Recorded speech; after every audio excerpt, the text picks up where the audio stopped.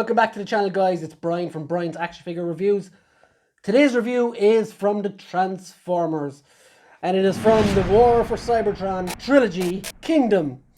And this one is a classical G1 figure.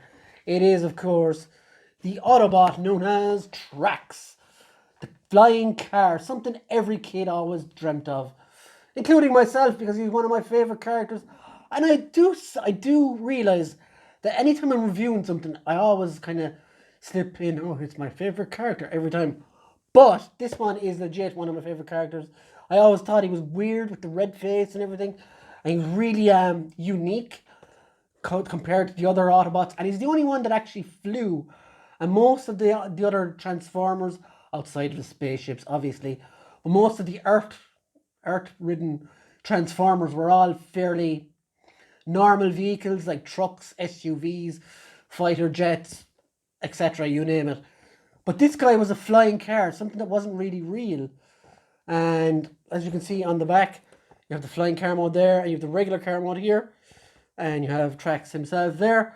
But yeah, I was always drawn to this guy for some reason. And this is the third time I've bought him. I had the original G1. I had, what was the last version? Oh, I think he came in a wave with Skull Cruncher or something. Generations, maybe. Generations was the last one I had, and that was a good couple of years ago. So I am delighted to have him in my collection. And as you can see by the box, you got some great artwork there on the side. He is looking badass. I'm not a big fan of these new boxes, to be honest. I loved when you could actually see the whole Transformer in it. But it doesn't lose anything, really. Underneath, you got all the legal Hezbollah, same at the bottom. And you can see him here, as I showed you already. And yeah, so he does have the Autobot insignia on the top as well. So guys, let's bust him out of the box. So guys, here is Trax out of the box. And just let's look at what he comes with first. Of course, he does come with the usual instructions that are nigh on impossible to follow. I'm not going to lie, I usually watch other people change these on YouTube myself because I am terrible at it. But I do it eventually. He does come with these two guns.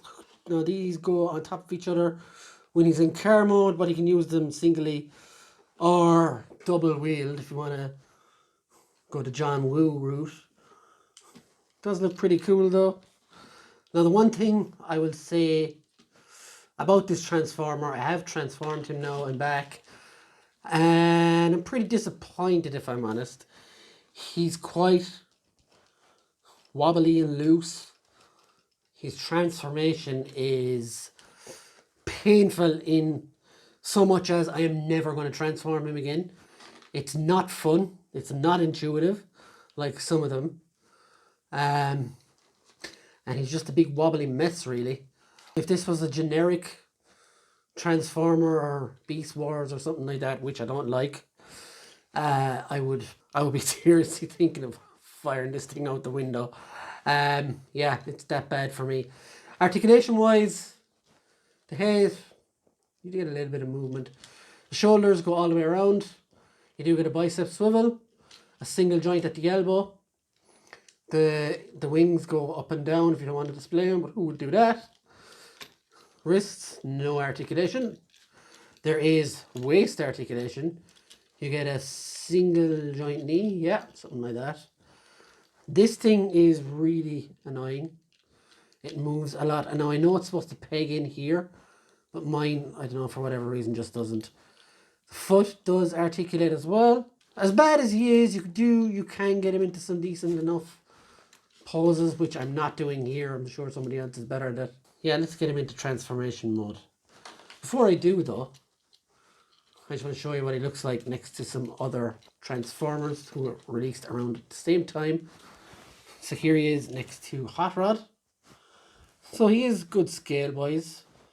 And behind them, look out Autobots, is Galvatron. So the scale is pretty good on these guys. Let's just lift that so you can see it properly. And my hand is just sitting there for some reason. But yeah, he looks pretty good. I will say he looks awesome. That is the one thing he has going for him, is that he does look really good, and I'm happy enough to have him sitting on a shelf, not interfering with anybody else, and just being a nice little dude. But let's get into the transformation mode, and I can show you what he looks like in car mode. Here is Trax in car mode, and as you see, he does move quite freely. Let's have a look at the details on this guy. You do have a nice little red hood on the front. It does peg together well. Now, I did have a problem with this hand that keeps popping off. This, of course, is one of his arms that just folds in there. That's popped off several times. Not fun, to be honest. I don't want to break this guy because I do like Trax. Of course, you have the guns pop on here. Yeah, he's okay, but I think once I'm finished with this review, I will be leaving him in robot mode. So let's check out his third form, which is, of course, the flying car. I'm just showing you underneath there and stuff. There isn't really any kibble or nothing, and the windscreen looks good, as do the side windows. So let's change him. And like that, there is Trax's third mode, which is the flying car. This is kind of cool. Actually, it's probably my favorite transformation of him. There's actually a little bar underneath you can hold on to him, so you can literally go if you want to be a child, like I do. His two little guns go up here as well. Now, it's a pity these don't peg in somewhere. Just randomly, I don't know. This is not a great figure in my opinion, but there is some fun to be had if you want in this mode. This is probably the best mode of the three. Unfortunately, it does just sit flat.